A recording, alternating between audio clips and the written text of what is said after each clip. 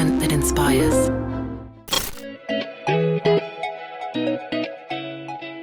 Sejam todos bem-vindos ao mais novo e completo complexo hoteleiro do Rio Grande do Sul, localizado no Centro Internacional de Arte e Cultura Humanista Recanto Maestro, na região central do Rio Grande do Sul e a poucos minutos de Santa Maria.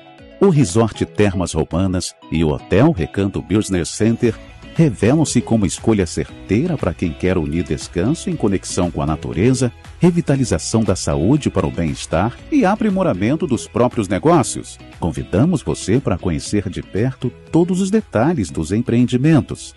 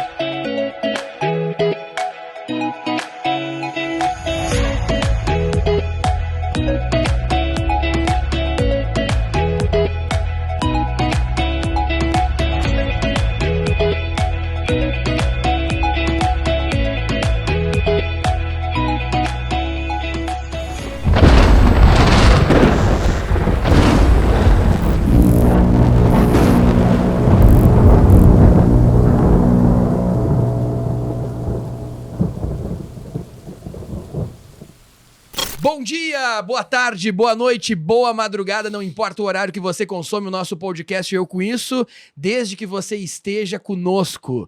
Pode ser às 8 da manhã, às 3 da manhã, às 5 da tarde, não importa. Originalmente, nosso novo vídeo sempre entra às 19 horas e 3 minutos no canal do YouTube, no podcast. Mas a gente sabe que no Spotify muita gente nos ouve, como o seu Armando Perim, nos ouve voltando da serra, muita gente nos ouve estudando, outros gostam de consumir no YouTube e muita gente acaba também nos consumindo pelas rádios do interior gaúcho, no qual a gente agradece a parceria de algumas rádios como a Rádio Líder, lá de São Borja e região, Rádio Líder FM do João Paulo Brum, como a Rádio Integração na região central do estado, como a Rádio Chiru, lá de Frederico Westphalen e Palmitinho, que atinge 80 municípios. Muitas vezes o Fabiano da Rádio Guaíba também usa trechos aqui para ilustrar o nosso programa. Enfim, é uma grande rede aí que distribui o nosso conteúdo e a gente fica muito feliz. Damin, muito bom dia, boa tarde, boa noite, boa madrugada. Bom dia, boa tarde, boa noite a todos. Prazer imenso estar aqui mais uma vez, Walter. Tá bem, Damin? Tá bem, Faz tempo que não te vejo. Cumpri a promessa. Pois fiz é, a barba, cortou o cabelo. Tá não bem. prometo nunca mais deixar a barba crescer. E, para começar o programa, eu queria pedir para quem está nos assistindo, para o segundinho, se inscreve no canal ali, a notificação. A gente tem tido aí pelo menos 2, 3, 4, tem vídeos com 20 e poucas mil visualizações, só que às vezes a pessoa não clica no botãozinho de se inscrever ali. Vamos se inscrever, a gente tem que aumentar o nosso número de inscritos ali pro YouTube entregar mais o nosso conteúdo aí para o pessoal. No nosso ranking dos políticos mais assistidos, ninguém bateu ainda o nosso Rodrigo Maroni. Maroni. O Maroni ainda é o episódio mais assistido. Se a gente for pegar cortes nacionais que teve em alguns portais, ele já chega perto de 100 mil visualizações mais, né? Tem um portal só que deu mais de 100 mil, passou de 200 mil, certamente. O Maroni usou bem da polarização no episódio e surfou bem a onda. E os outros todos com boas médias também, né? De destaque, por exemplo, tava analisando os números, o Salmo teve uma visualização Zuco muito também, boa. o Zuco passou de também, 3 mil. Tá bem interessante. Bom, esse nosso podcast é de política, certo? E além de deputados bem votados, candidatos a governo, senadores, hoje a gente decidiu trazer alguém que cuida da estratégia das campanhas e da imagem. Ele tem um grande currículo, é considerado um dos grandes magos da política gaúcha, da política nacional. Publicitário, tem um ótimo fluxo na política, tem uma marca muito bacana da lealdade, as pessoas gostam de estar com ele, é um cara respeitador dos colegas, é um cara que pavimentou o seu caminho na base do seu trabalho, da sua equipe e da sua criatividade. O convidado de hoje coordenou a campanha, por exemplo, do senador Heinz na última eleição, que não aparecia entre os favoritos, mas que fez uma votação muito forte. Ele também ajudou a construção da imagem de um deputado estadual que fez 166 mil votos e foi o deputado estadual mais votado do Rio Grande do Sul, que é o Tenente Coronel Zuco. E faz parte sempre dos cenários eleitorais. A cada 2 anos, seja na eleição dos municípios ou na eleição que decide deputado estadual, deputado federal, senador, governador e presidente, ele está em campanhas ajudando candidatos a chegarem em seus objetivos. O convidado de hoje é um publicitário muito premiado, já foi do mercado privado, se dedica atualmente ao mercado também da política. Zeca Honorato é o nosso convidado de hoje. Zeca, muito obrigado pela tua presença. Bom dia, boa tarde, boa noite e boa madrugada. Bom dia, boa tarde, boa noite, Damin, Voltaire, para mim é um prazer. A gente sempre tem que ter um espaço para conseguir conversar e debater também essas coisas, porque existe um pouco de folclore, um pouco de se achar que as coisas são resolvidas na base da mágica, e tudo, na verdade, é determinação, olhar, muita entrega, muito mergulho, né? Não tem, é até um pouco frustrante, eu acho, para quem acha que as coisas são mais feeling do que, na verdade, são mais estudo, mais ciência. Zeca, estamos em ano de eleições, é a tua Copa do Mundo atualmente, né? É o teu métier. Nos ajuda a avaliar primeiro o cenário para o governo do estado, como o Zeca está vendo hoje, 4 de abril, esse cenário. Bom, é clichê dizer isso, mas o mercado está totalmente aberto. Tá aberto. O que significa aberto? Não tem nenhuma candidatura que desponta, ou que se desloca, ou que se destaca das demais. Existe um cenário, então, amplamente favorável para o surgimento ou de novas candidaturas, no sentido daqueles que são sempre colocados como favoritos, ou também de surpresas eleitorais. Não é muito fácil a gente colocar em campos ideológicos, porque tem várias candidaturas que permeiam alguns campos e não apenas um. Mas se tu colocar isso de uma forma mais pragmática para o nosso ouvinte entender, a gente tem o campo da direita, né, com a possibilidade de divisão de 2 candidaturas fortes. Heinz e Onyx. Heinz e Onyx, que dividem o palanque, né, do presidente Bolsonaro. Não gosto de falar em percentuais, porque os percentuais de qualquer pesquisa, até se chegar no momento da eleição, em termos de eleição majoritária, a gente diz que até chegar na televisão é uma coisa e depois é outra coisa, né? E para quem não convive com isso, as eleições começam lá 15, 16 de agosto, mas a televisão começa no final de agosto. Então são 30 dias, a bem dizer. É um mês de setembro que as melancias se acomodam. Os últimos governadores, todos eleitos, eles nesse período nem configuravam entre os 3, 4 primeiros. A maioria deles até saiu de dígitos, né, bem baixos, 3, 4%, Sartori, Rigoto, Ieda. Então, Eduardo Leite. Então, o cenário agora é muito aberto. Até o que a gente entende de pesquisa, o que se mensura nesse momento, com essa distância, embora faltam menos de 6 meses, é pouco, mas ao mesmo tempo é muito, porque o eleitor comum ainda não se enturmou com a eleição, não percebeu ainda a proximidade. E então, assim, o que se mensura nesse momento em pesquisa é lembrança e não preferência. É por isso que todos os anos a Manuela lidera para a Prefeitura de Porto Alegre. A gente tem candidatos recorrentes que lideram. Por quê? Porque ali, com a distância da eleição, é como se o entrevistado dissesse assim: bom, coloca o nome desse que eu conheço, depois eu penso melhor, né? E esse penso melhor acontece quando as coisas vão afunilando, vai chegando mais na reta final, daí o eleitor é entrevistado de novo. Tô fazendo uma figura aqui, né? Claro. O eleitor é entrevistado de novo e diz: bom, agora que falta 15 dias, deixa eu pensar direitinho, peraí. Então agora é valendo? Então as coisas mudam. Sem contar que as narrativas entram em jogo, o cenário vai afunilando, as 10, 12 candidaturas que começam nesse período pré-eleitoral viram 5, 6, né? Então, isso tudo ajuda. Mas eu acho que está bem aberto, os campos são bem assim determinados nas polarizações na esquerda com Edgar Preto e Beto, né? Porque por mais que o Beto, acho até seja uma figura com potencial de centro, o PSB é um partido que está muito vinculado ao PT e ao Lula, então traz, né, um pouco desse viés de esquerda. Até acho que o Beto é um homem de partido que a gente tem que respeitar, até um cara que eu gosto muito, mas ele, na minha visão, se tivesse em algum momento da vida passada, nos últimos anos, migrado para um partido de centro, passaria a ser um candidato muito mais promissor ainda, porque tem um trânsito, uma capacidade de diálogo interessante, mas está carimbado com um partido que vai ficar nesse campo da esquerda. E aí tu tem no meio partidos de centro-esquerda, que eu acho que daí tu tem assim, o Romildo com o PDT, embora a gente saiba que um cara do diálogo do Romildo, da capacidade do Romildo sempre, e com a marca da gestão é uma coisa muito engraçada, mas a marca da gestão acaba transitando entre outros públicos, mas é um partido de centro-esquerda, o Ciro é uma candidatura de centro-esquerda, e aí tu vai ter o centro-centro, centro-centro com Ranolfo e Gabriel, não sei se juntos, não sei se separados, aí vamos ver, a história vai dizer. E centro-direita, acho que o único candidato que tem é o empresário Roberto Agenta, que é centro, porque não... vai? Pode ser que vá. Pode ser que sim. Ou pode ser vice do Gabriel, ou o Gabriel pode ser vice dele. Alguém que é governador e tá na cadeira, tu tem que, no mínimo, respeitar, porque eu acho que deve pleitear essa disputa, né?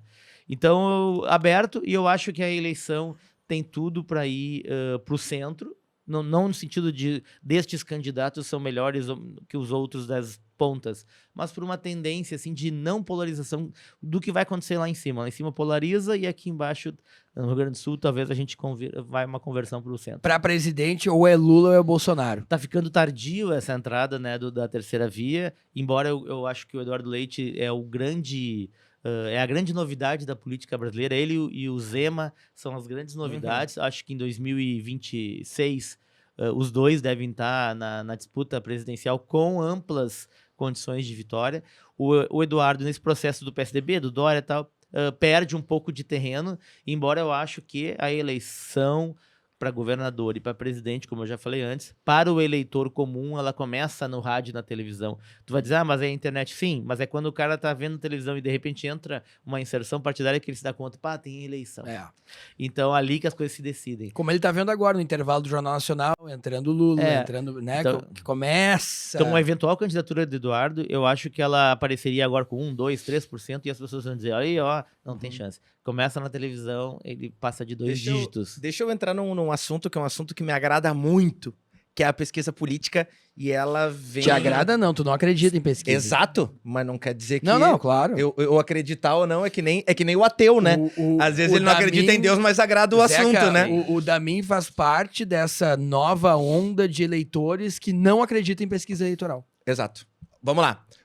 Não que eu não acredite em pesquisa eleitoral, é diferente, tá? O Voltaire até falou assim, negacionista, não tomou vacina. Eu falei, tomei 2, negacionista, não tomou a terceira. O Voltaire é uma figura. Vamos lá.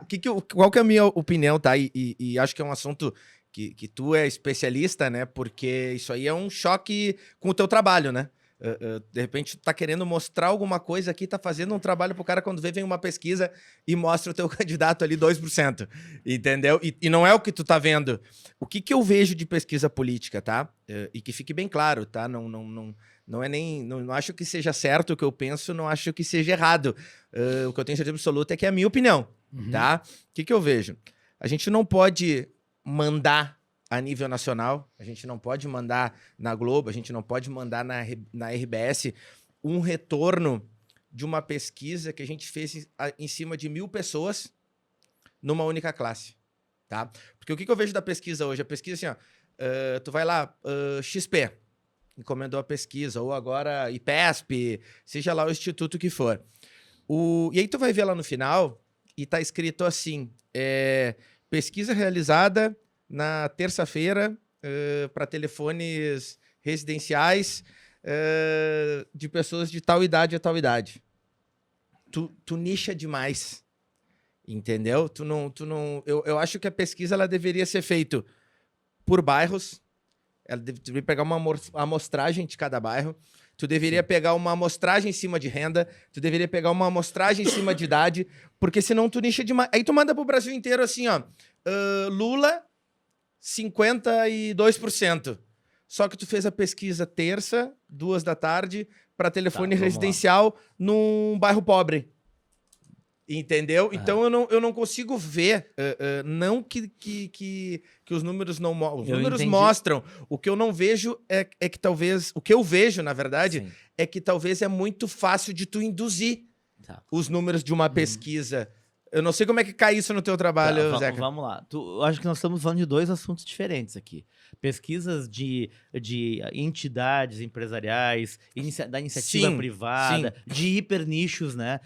É o nicho da economia, do setor da bolsa de valores, enfim. Isso é uma coisa. Essas pesquisas a gente nunca se baseia e nem recomenda e nem encomenda. As pesquisas que a gente faz, acredita piamente, e não existe trabalho de campanha majoritária que não seja baseado em pesquisa. Sim.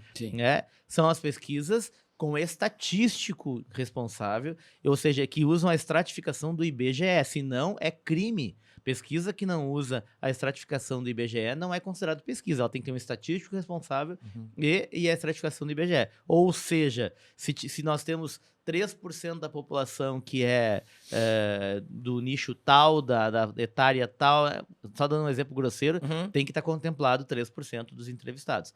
O porquê de 1.000 e 1.500 entrevistas ou 2.000 entrevistas são suficientes para reproduzir o país? Isso é estatística, isso é ciência, né? Isso é ciência e está provado. Basta ver que as pesquisas dos institutos mais sérios, a margem de erro é muito baixa. Se tu imaginar que mas porque eu vou chegar lá, tá? Mas porque deu erro ali, deu uma diferença aqui, mesmo quando deu diferença, nunca passou de 5%. Olha isso, né? Entrevistando 2.000 pessoas, a diferença é muito pequena. Então, as pesquisas funcionam.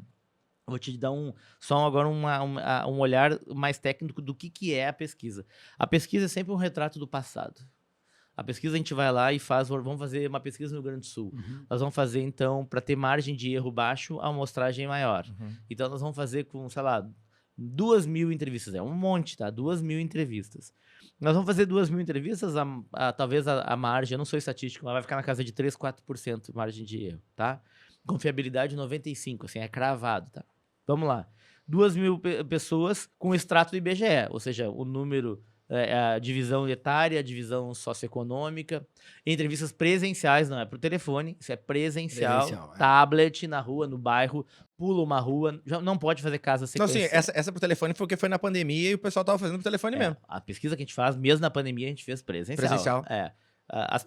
Um pesquisador ali não pode fazer casas sequenciais, ele vai numa casa, ele tem que pular 3 casas, ele tem uma série de recomendações, tem que entrar no fundo do bairro, né, na porteira do bairro, não é por amostragem, pesquisa por amostragem, é aquela que ela fica na rodoviária tirando pedido ali, e aí chega rapidamente num número, ela tem que estar tem interior, por exemplo, tem município que tem zona rural, tem que ter zona rural. Então tu vai fazer um questionário num dia, vai a campo geralmente 2 dias ou 3 no Rio Grande do Sul.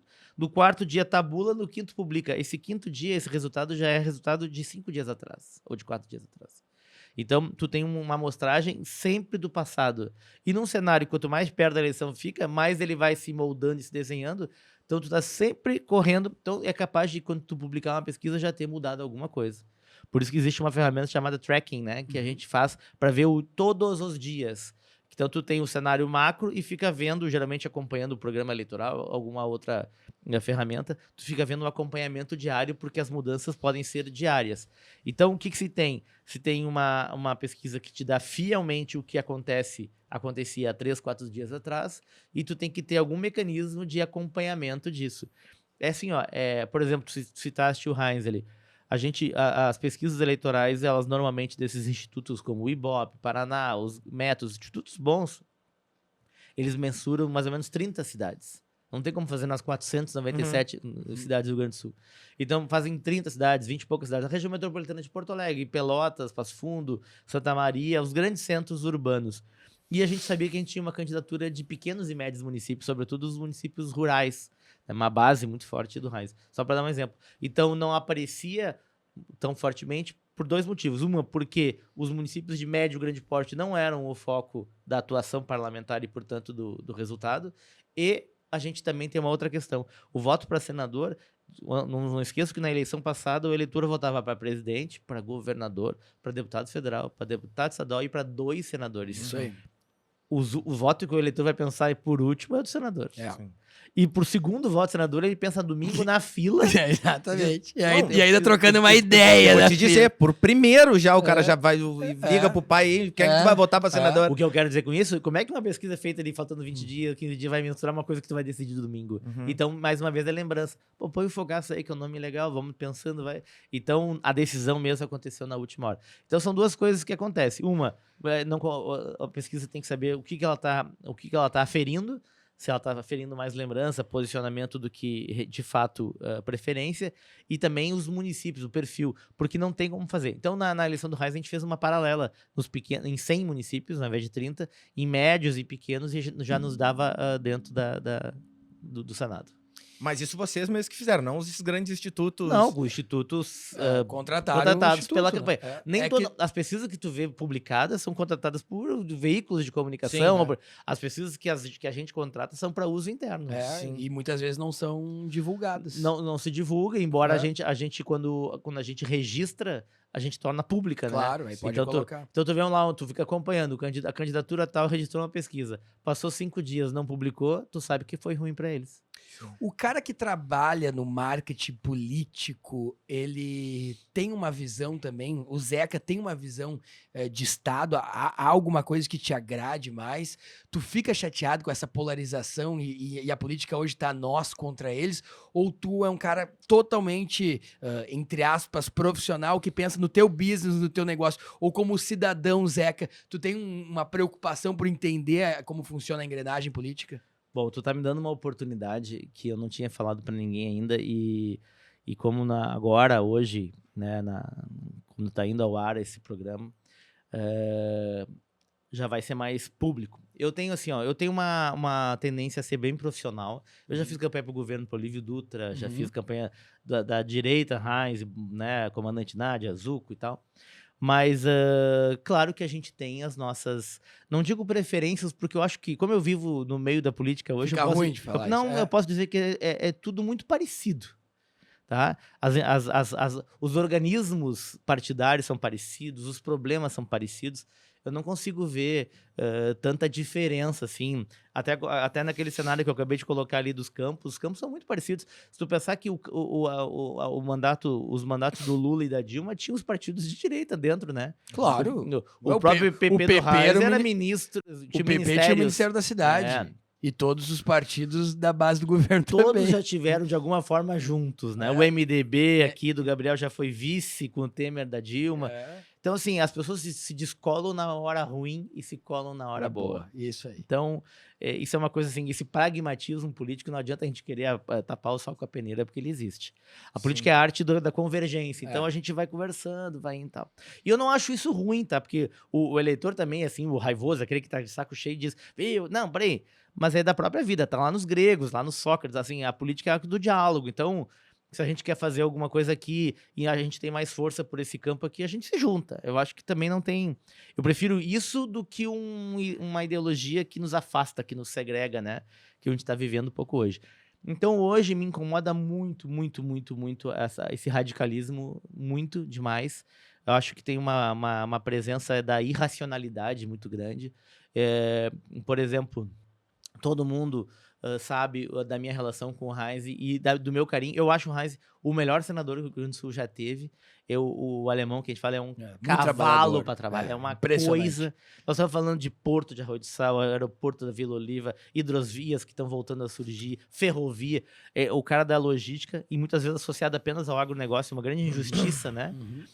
Talvez o cara que mais ande pelo estado aí, fazendo aí 10, 12 mil quilômetros mês, né? Não em campanha. Sempre.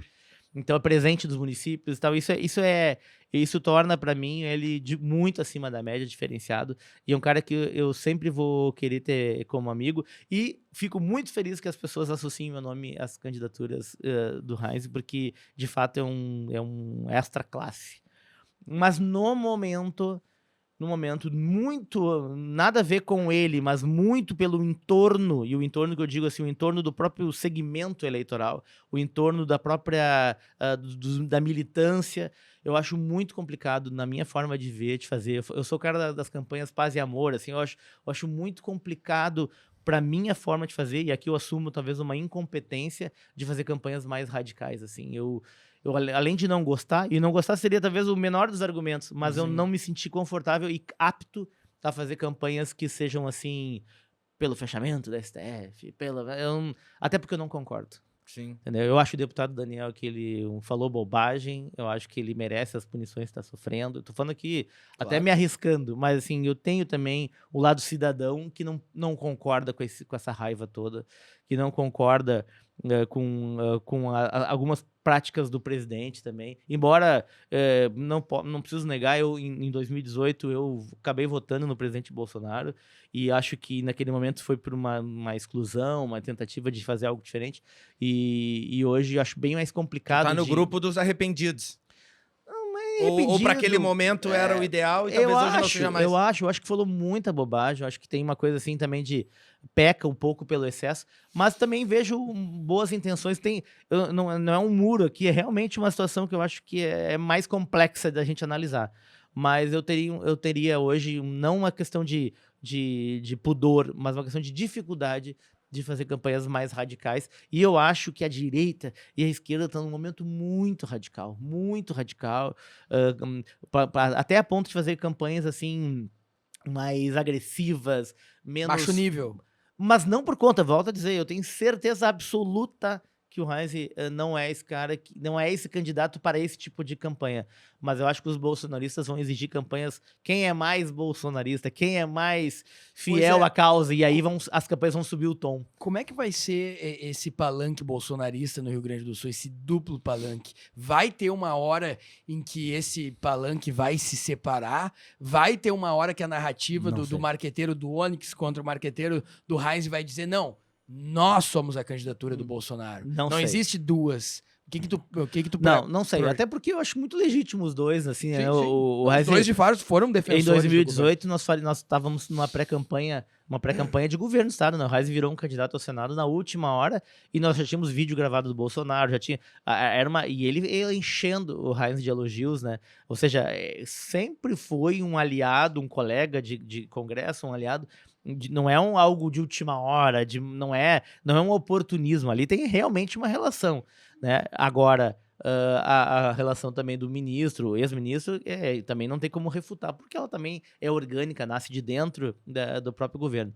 Não sei como que vai acontecer, Voltaire, não sei. Eu provavelmente não vou participar desse processo, porque, pelo que eu já tinha falado antes, eu vou torcer à distância, mas eu acho muito complicado, me sinto incapaz de fazer uma campanha, seja para quem for, que seja baseado nesse tipo de premissa, assim. E eu acho que, infelizmente, esse ano, os extremos vão pedir candidaturas mais ostensivas do posicionamento ideológico e não no posicionamento do desenvolvimento do Estado e tal. Então, aí pode ser que surja a minha decisão. Esta decisão que tu falas é porque o Zeca, nas últimas 5, 6 eleições, sempre foi um player importante do mercado do marketing, do marqueteiro, que também é uma figura que o brasileiro, o gaúcho, gosta de saber, né? A própria, quando os meios tradicionais tinham ainda maior relevância, sempre tem aquela matéria clássica, né? Quem está por trás de cada candidato, e o Zeca sempre apareceu, né? Sempre foi um líder do mercado publicitário. Essa novidade é que o Zeca pode pegar outra candidatura ou pode não fazer parte das eleições ao governo do estado como um marqueteiro de um candidato? É difícil ficar fora, porque a gente está aí há um bom tempo trilhando. Eu gosto de fazer campanhas. Eu sou um cara da televisão. Eu escolhi fazer publicidade empresarial para fazer comercial de televisão. E fiz muito, e podia ter feito até mais. Quando decidi fazer campanhas políticas, eu decidi para fazer televisão. E aí hoje a gente tem assim o fracionamento com as redes sociais, tudo certo. Embora o vídeo talvez a figura mais proeminente dentro das redes sociais, que não deixa de reproduzir um pouco daquele ambiente da televisão, eu ainda gosto. Então, assim, a campanha majoritária de governo é muito difícil ficar fora, porque ela é, na essência, aquilo que me trouxe para a política, né? Uma campanha grande, grande que eu digo assim no sentido de chega nas pessoas através dos meios tradicionais, tem muita relevância.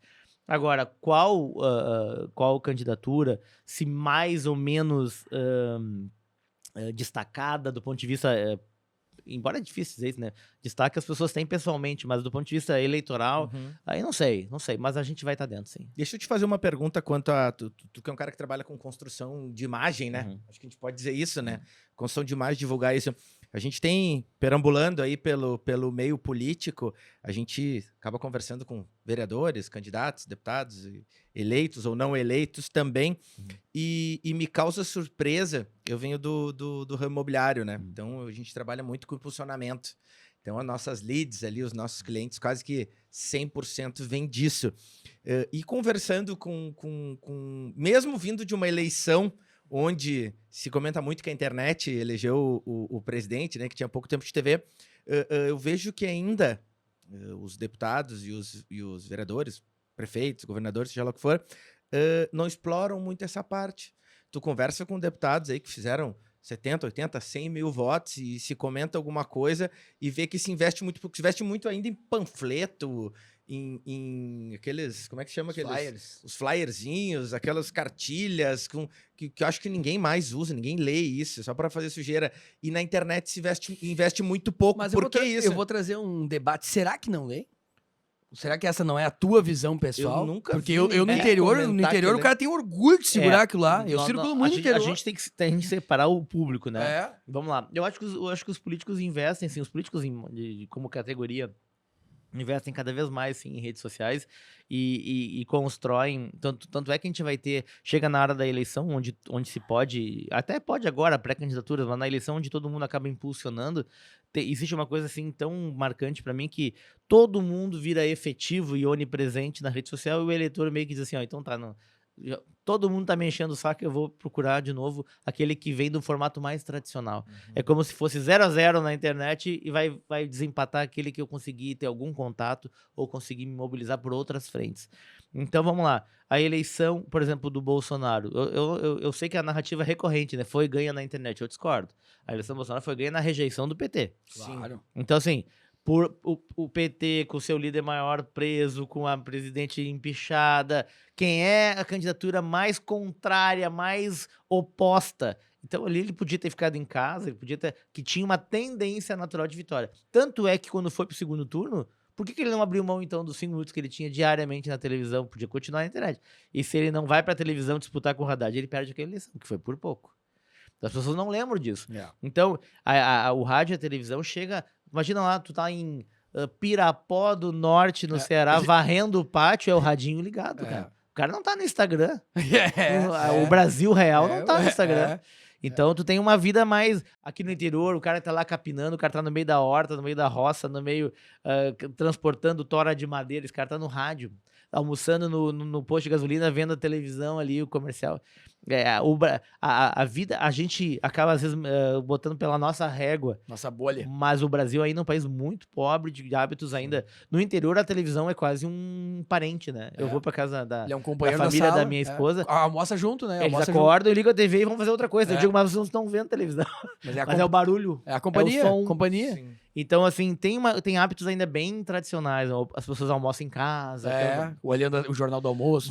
Cada vez vai migrando, mas ainda tem uma importância muito grande. Então, eu acho que tem isso assim também. Os materiais gráficos, falou, físicos, mais antigos, eles servem muito pra isso. Tem muita visita no interior. Tu vai visitar lá, a pessoa assim, o cara me deixou em uma revista.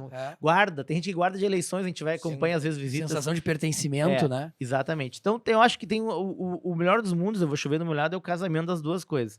Os deputados que tu citaste, que de repente tu não enxerga na rede social, mas acabam performando, tu pode ter certeza que eles têm uma coisa que eu acho que é talvez a primordial de uma eleição proporcional de deputado, que é capilaridade.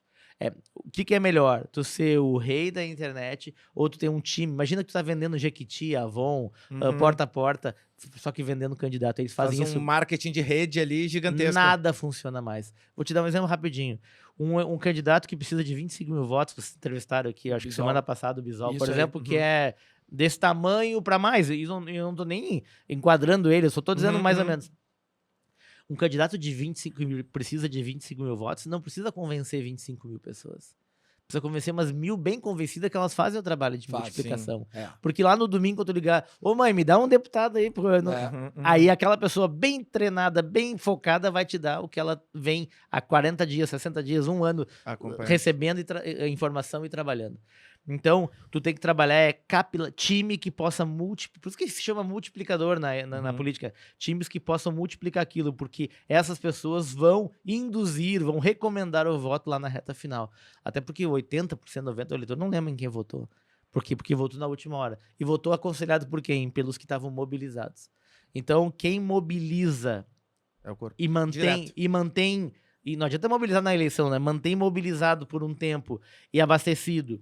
E eles têm a vantagem. E eu, para resumir, eu acho que rede social de candidato a deputado, por exemplo, tem um papel menos de prospecção, de buscar novos clientes, eleitores, mas mais de municiar os teus para poder esses brigarem por ti na rua. Sim. É como se tu fosse candidato e eu te sigo. E aí tu vai me lá na tua rede, tu colocou a tua vida, a tua história, o que tu defende, e eu vou no churrasco com o Voltaire e digo, para aí, cara, tem um cara que tu tem que conhecer. Sim. O cara sabia que ele foi lá, que o Damin é o cara que fez isso, fez aquilo. Ou seja, tu me dá munição e eu te defendo na rua. Tu me dá munição, eu te defendo. Menos assim, e menos prospecção. O eleitor não entra em todos... O eleitor não visita todas as páginas, diz, vamos analisar. Vamos entrar no Instagram. O eleitor não pega os folhetos, todo mundo diz um que tem os melhores. Aliás, o eleitor não vota em propostas. As pessoas acham que vota em proposta. Tu acha que tem uma comparação de planos de governo? Ele vota com o coração, aquele que empolga. Não, mas a questão nem foi essa. A questão, obviamente, o corpo a corpo nem... O que eu quis levantar aqui foi o seguinte. Obviamente, no churrasco lá no corpo a corpo, eu consigo ter mais engajamento, eu consigo me mostrar mais. O que eu quis levantar é o seguinte, por exemplo, teve candidato a deputado na última eleição que fez mais de 50 mil votos, né? Que gastou 100, 150 mil reais em produção de material gráfico e gastou 10 mil reais com internet.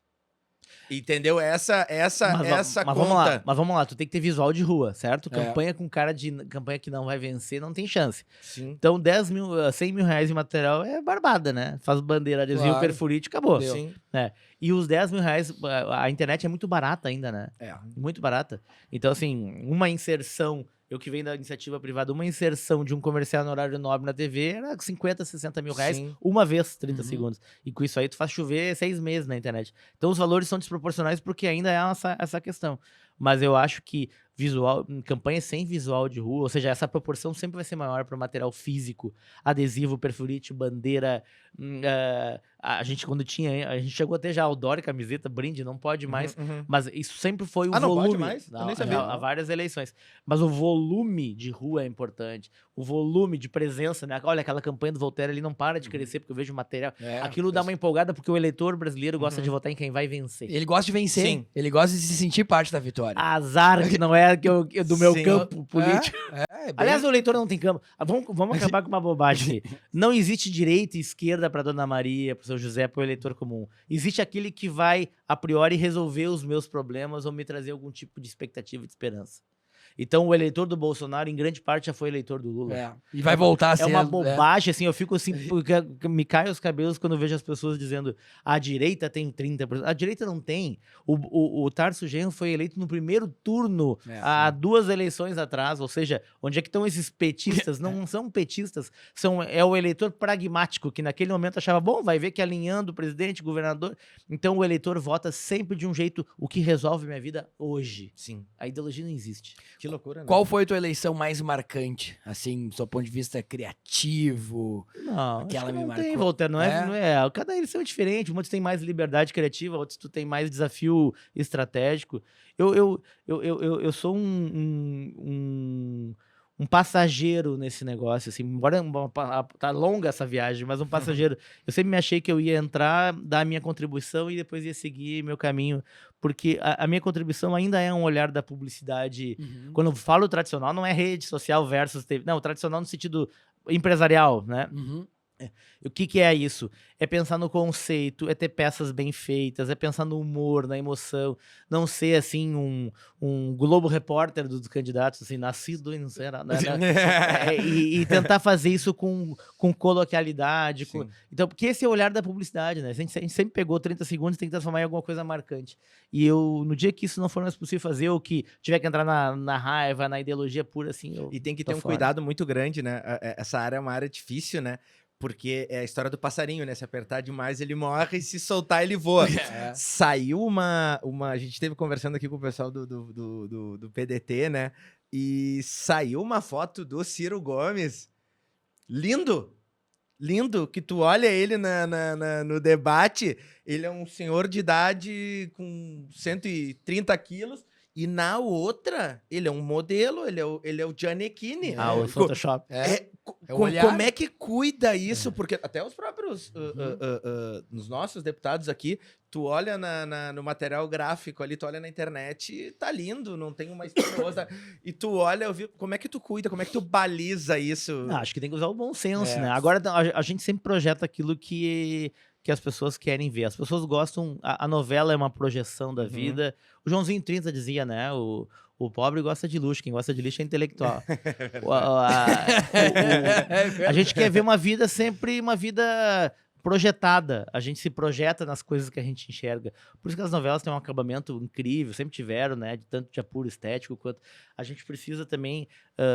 imagem é isso também, é não só o que é a realidade pura e absoluta, a gente também faz uma vida editada nas redes sociais, né? As pessoas também colocam suas melhores fotos, aquelas que se gostam.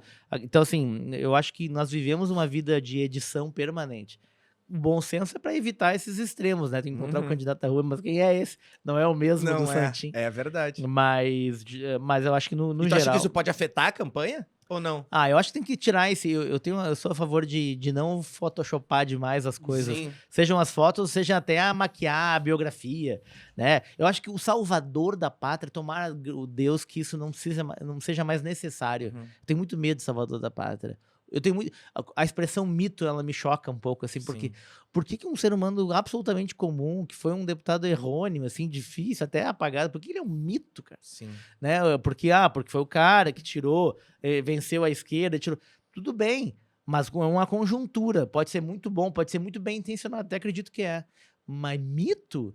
É pobre de um país que tem que olhar para um ser humano e identificar ele como... O Lula também como um messias, como um mito, como um deus. Eu acho que a gente, enquanto precisar e esperar por salvadores, a gente vai estar se perdendo. É verdade. Estamos conversando com o Zeca Honorato, um dos grandes publicitários do Rio Grande do Sul e do Brasil. Zeca, tu tens uma trajetória extremamente premiada. Essa trajetória envolve o mercado privado.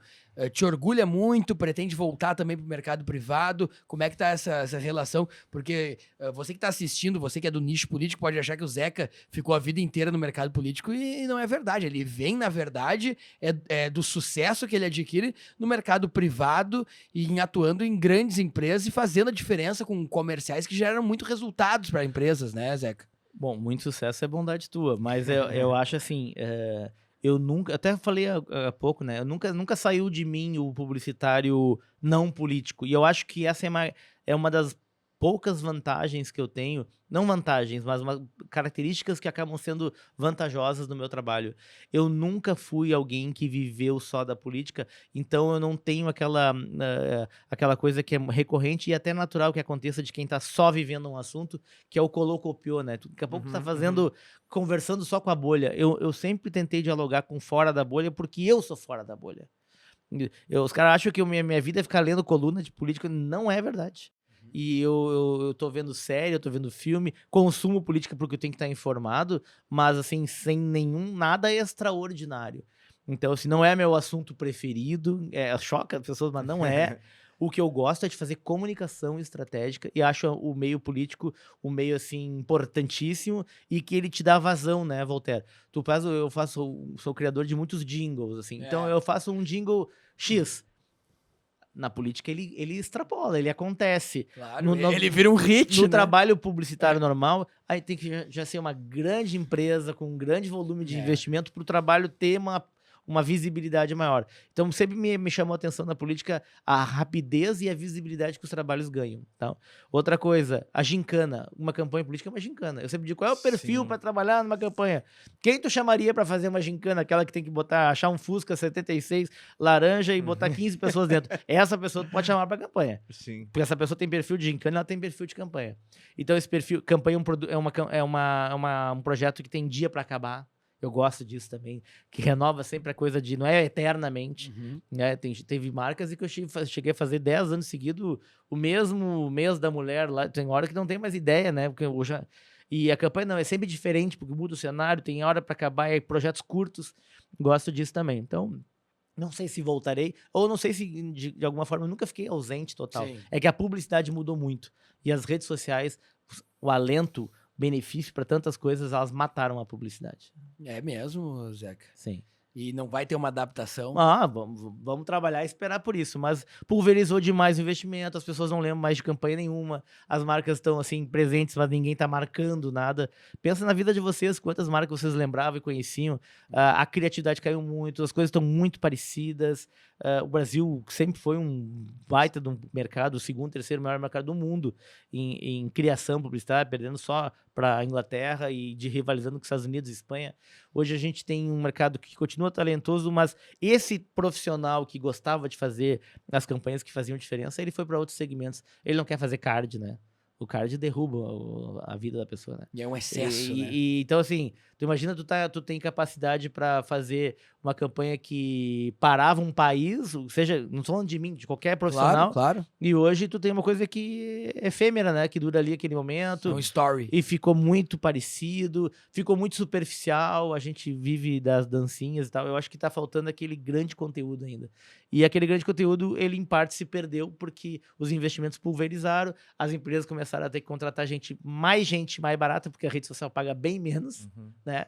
Então o que tu tem? Tu tem que atender 24 horas um cliente em todas as frentes, em todas as redes, só de rede são 5, 6, 7. E tu faz como isso?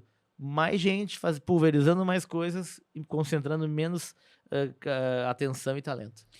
Nós estamos ouvindo o Zeca Honorato, nos encaminhando aqui para o final também. O Zeca tem uma série de compromissos e nós também. Só lembrando nossos parceiros comerciais. Quero mandar um abraço aqui para o Jefferson da Kia Sun Motors, que na última semana lançou o novo lounge Sun Motors, ali na Avenida Ceará 370.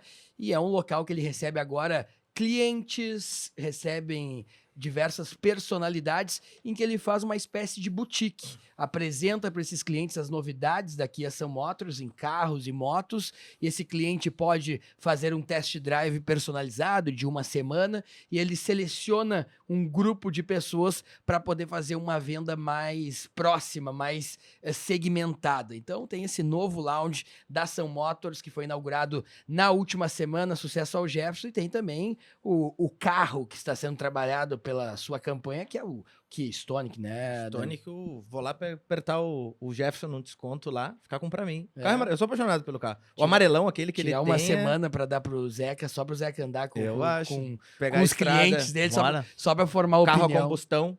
Primeiro carro a combustão da Kia, faz 23, 24 km por litro na estrada.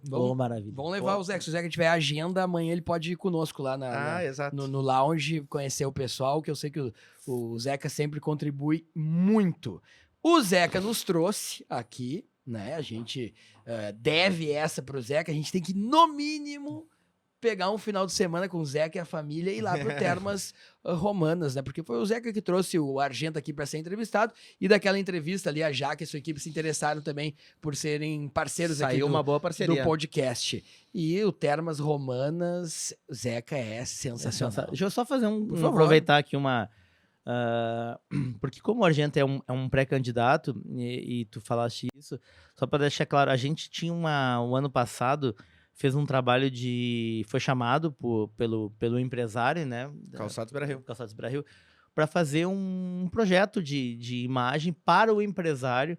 E claro que depois ele, com as suas pretensões políticas, naturalmente me associaram a isso, mas a gente estava, naquele momento que nós trouxemos ele aqui, pensando e contemplando estratégias para o empresário, que é não só um player político em potencial, mas um player econômico importante, né? Dos 25 do mil Brasil. empregos diretos e indiretos e tal.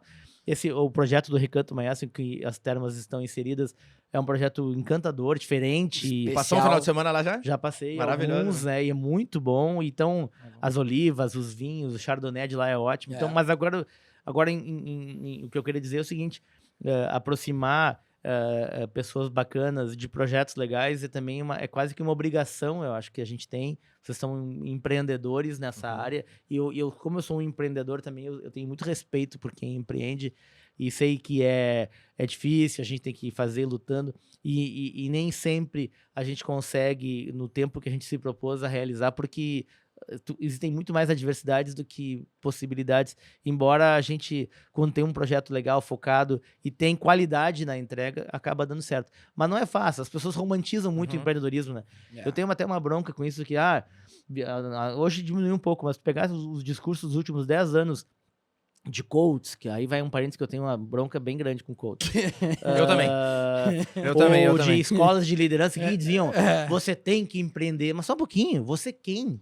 Tem gente que não tem o menor perfil, as pessoas acabaram quebrando por isso. Muita gente teve 1.500... saiu do concurso público para empreender. 1.500 lojinhas de brigadeiro gourmet, 12 de paleta mexicana, tudo fecharam. Porque as pessoas não tinham aptidão, elas foram estimuladas como se empreender fosse uma obrigação. E empreender é um perfil. Quem empreende tem um perfil, né? E existe o perfil para funcionar, existe o perfil para empreender, para ter frio na barriga. Então, quando tu induz, assim, movimentos maiores, é ruim, porque acaba criando uma ideia de que o empreendedorismo é que nem viver, assim, hoje se vende muito isso, tu tem que viver com propósito. Então o cara vai viver em Garopaba, vai plantar sua própria horta. Isso é uma vida para uns, né? Não é a realidade da maioria. E temos que ter um cuidado com a narrativa do excesso do estímulo ao empreendedor, porque existe uma narrativa política atrás com certos interesses por trás. A gente teve o enfraquecimento a gente teve uma reforma trabalhista que foi o enfraquecimento da relação formal do trabalho, e isso está casado com o autoestímulo do empreendedorismo, né? Empreende. Claro, para quem está gerando emprego, tu ter alguém que não tem a carteira assinada, alguém que vai estar se arriscando, é muito melhor. É muito melhor. Vamos pensar agora como Estado, né? Porque a gente aplicou o discurso, empreende, juro zero para empreender, o governo te dá dinheiro para empreender. Te endivida, só que só um pouquinho, meu amigo. Só um pouquinho. Vamos debater como é que estão as relações de trabalho, o enfraquecimento das relações de trabalho, uberização. Tem cabimento um senhor de 30, 50 anos formado entregando pizza até 1 da manhã? Ele vai aguentar 10 anos entregando pizza? Que romantismo é esse do Uber trabalhando 20 horas? 20 horas, uma pessoa formada trabalhando no Uber. Mas ele está empreendendo. Empreendendo? Isso é empreender? Ou a gente está quase beliscando uma espécie de trabalho escravo sem nenhuma relação formal de trabalho? Então, vamos cuidar com esse... Cara, eu fecho muito contigo, mas vamos cuidar com essa uberização, né? Empreende isso, fica sem relação de trabalho, fica sem 13º, sem férias, sem direito trabalhista. Depois tu bate aqui na porta do governo para eu te dizer o que tu vai fazer da tua vida. Porque aí depois as pessoas lembram, o governo não pode atrapalhar. Mas que engraçado, quando tu quebra, quem é que tu recorre? É o governo. É uma taxa de financiamento para botar o cara no mercado novo. E outra, né, Walter? Eu acho que também não existe fórmula para as pessoas. As pessoas são diferentes. Então, exatamente. E o que eu falo para as pessoas que eu dou mentoria para muito empresário. Verdade. É o seguinte: não existe fórmula e também não existe, assim, jogo jogado. Tem que ter um planejamento. Vamos lá. Qual é a base de tudo isso? É as coisas que a gente tem naturalmente aptidão para fazer, tá? Então, tu tem que ter aptidão para fazer, perfil para fazer daquele jeito ou não. E entrega, quando eu digo entrega, é suor, né? Não existe mágica, não existe passe de mágica, um toque de Midas. Existe realmente a contribuição do tempo diante daquilo que tu tem aptidão para fazer. Ou seja, tu não tá dando um murro em ponta de faca, e aquilo leva um tempo de maturação. Basta ver todas as biografias, eu sou um leitor ávido de biografias, todas as biografias, 100% das pessoas que fizeram sucesso em qualquer área, sempre tem muito cair, levantar 35 vezes. E as pessoas só referendo depois o sucesso, mas reconhecem muito pouco o caminho, né? E eu falava isso pro Roberto, só para encerrar aqui, que eu dizia o seguinte para ele: a sua história como um homem de sucesso, o sucesso causa inveja, mas a superação causa admiração. Ou seja, se for contar a tua história um dia, conta do cara que abriu uma fábrica dentro de um Fusca. E essa fábrica inundava, por isso que se chama Beira Rio, que a água subia. Não a história de quem já hoje chegou ao ponto que chegou, porque quem faz sucesso gera inveja, mas quem passa por isso, pela superação, gera admiração. Quem conta as histórias da estrada... Por isso que o Silvio Santos conta sempre que foi camelô. Porque isso gera admiração. Ser dono de uma emissora gera inveja. Gera empatia e proximidade com as histórias com o de vida é que inspiram. Porque o cara olha e diz assim, ó, pô, então eu tô aqui me ralando, quer dizer que eu tenho alguma chance, porque eu posso estar naquele metade do caminho do que aquele cara chegou, né? Zeca Honorato, publicitário, dando alguns teasers sobre a próxima campanha, algumas novidades. Um papo muito inteligente, muito interessante. Obrigado você que está nos consumindo aí no Spotify. Você pode pegar um trecho, um corte aqui, colocar também no seu story. Ali no story tu coloca em link, puxa, copia ali no YouTube o link e acompanha as histórias do Zeca, porque traz uma outra visão. A gente recebe tantos deputados, senadores, né, pré-candidatos aqui, e é interessante trazer quem faz esse planejamento também, porque são pessoas que estão ali ao lado, desenvolvendo, sendo protagonistas do outro lado do balcão, e nos ajudam a entender esse cenário, esse universo, num papo que também foi para a publicidade, a comunicação e as próprias relações humanas e relações de trabalho do jeito que está. Se fala muito, né, Zeca, pra gente encerrar, que as relações de trabalho estão mudando, os próximos negócios ainda nem foram construídos devido à tecnologia. Como é que tu vê realmente, onde é que tu te insere nesse mercado todo em permanente mudança em função da tecnologia, redes sociais, e-commerce? Onde é que tu te vê inserido daqui 2, 3 anos? Uma bela de uma pergunta aí. Eu sou um inquieto, eu tô sempre pensando e sempre tentando me enxergar e me inserir em algo que seja não hedonismo, assim, mas que me traga prazer também. Eu acho que é importante isso pra gente não ser tão mercantilista, assim. Eu acho que tu tem que fazer algo que também te gere... Acordar segunda-feira não pode ser um fardo. Não pode. E ela é para 99,9% das pessoas. Claro que quando bate a água na bunda, a necessidade, a gente faz qualquer coisa. Mas se tu tem a condição mínima de poder escolher, planejar, e não realiza isso, tu tá sendo omisso com a tua própria vida. Então, eu acho que tem que buscar um pouquinho de... Aquilo que nós falávamos da escolha, de fazer uma campanha menos ideológica, é buscar um pouco também de ter prazer e não apenas remuneração e reconhecimento profissional. Então, eu tô sempre avaliando. Por exemplo, hoje a gente não tem sede. Hoje a gente é um time enorme, assim, que a gente preferiu ficar no home office, embora do home muito pouco, porque é rua, cliente, visita. Mas, assim, nós fizemos uma opção e achamos que no momento tá bom. Mas se a tua diretora de arte quiser criar teus cards e peças em ferrugem, olhando o mar, não tem problema, inclusive, né? uma das diretoras de arte que nós temos que atende a FAMURS mora na praia e cria geralmente da areia. E as melhores artes vêm de lá. Então, a gente tem o quê? Que beleza. Mas eu acho que daí cada um tá no seu mundo. Outros já precisam da função da rotina. Eu tenho um escritório em casa para ter uma espécie de... Vou pro escritório, né? Não trabalho da cama. Então, eu acho que cada um busca uma coisa. Mas os formatos, eles são muito abertos. Nunca foi tão fácil a gente tentar encontrar um formato próprio, né? E não seja igual aos demais. E o grande segredo, eu acho que é o seguinte, ó. É a gente buscar aquilo que a gente acha que... O feeling. As pessoas dão pouca atenção pro feeling, pouca atenção pro sexto sentido, o nome que quiser dar. Mas a primeira... Na propaganda a gente chama de primeira ideia. Tu tá ali, puta, veio uma primeira ideia. A gente foi treinado para desconfiar da primeira ideia. Diz, não, para, deixa isso aqui, vamos ver. E vai, passa 3 dias, diz, puta, aquela primeira ideia, aí tu volta. Aí ela tem força, a gente deixa na gaveta, tira de novo. Mas a primeira ideia geralmente é fruto do feeling. Sim. Feeling, aquela coisa que tu recebe, né, é psicografada. Aquela geralmente é a ideia que tu tem que seguir pra tua vida. Zeca, a gente sempre puxa um pouquinho pro nosso assado aqui, e eu sei que um dos consumidores do nosso podcast é o nosso presidente da FAMURS, amigo também do Damin, né, o Eduardo Bonotto, prefeito Grande. de São Borja. Eu vi sambando ele ontem. Talento! Não, pera aí, para tudo. Foi o Zeca que chamou. Roda na tela aí, roda agora na tela o vídeo do Eduardo, não foi nada combinado, viu? O vídeo do Eduardo Bonotto sambando com aquela giradinha que mostra que ele tá conectado com o povo de São Borja.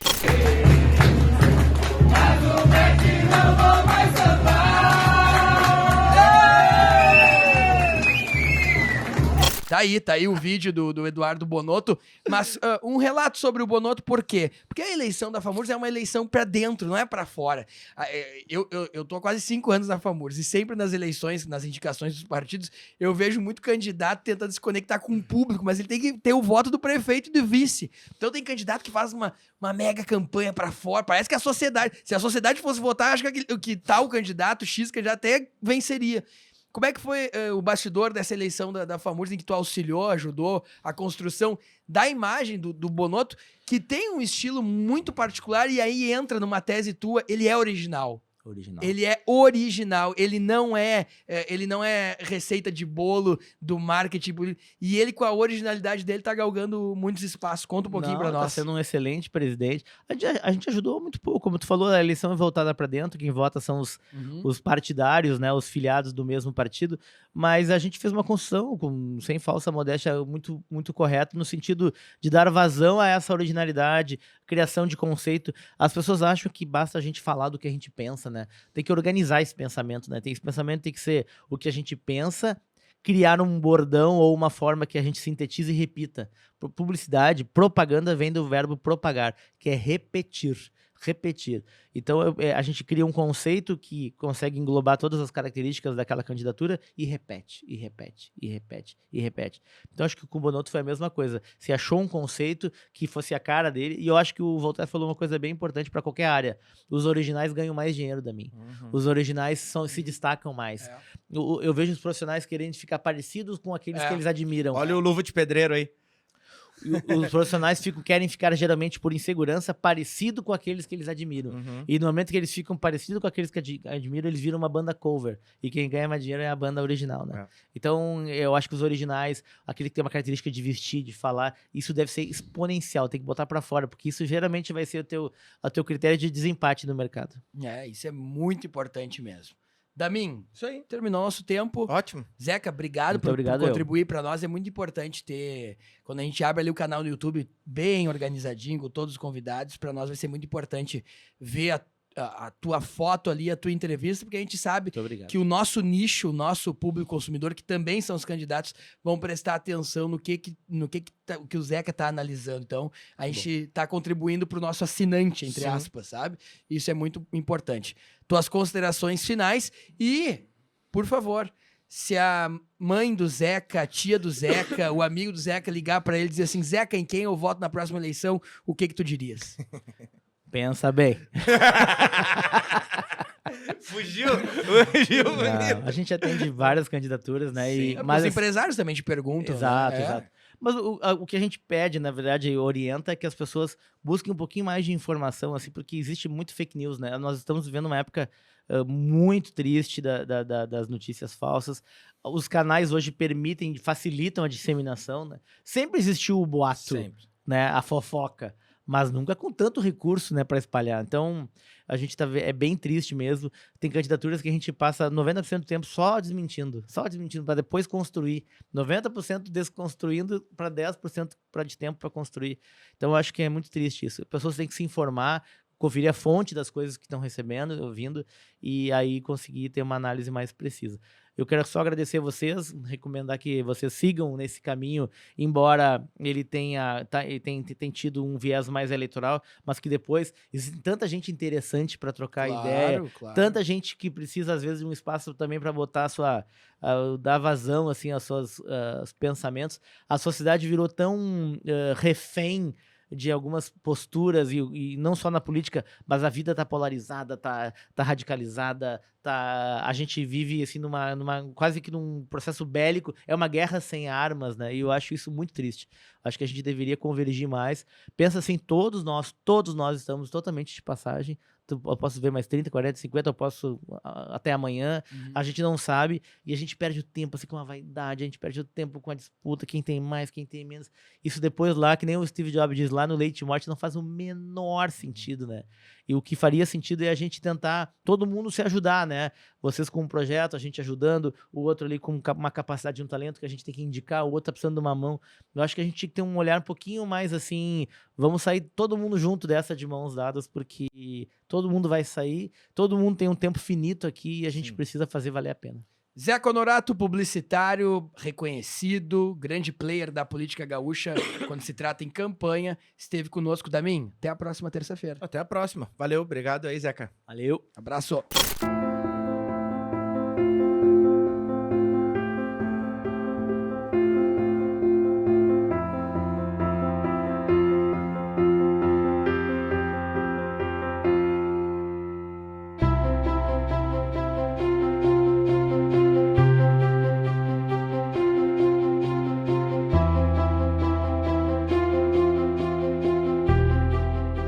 Kia, movement that inspires.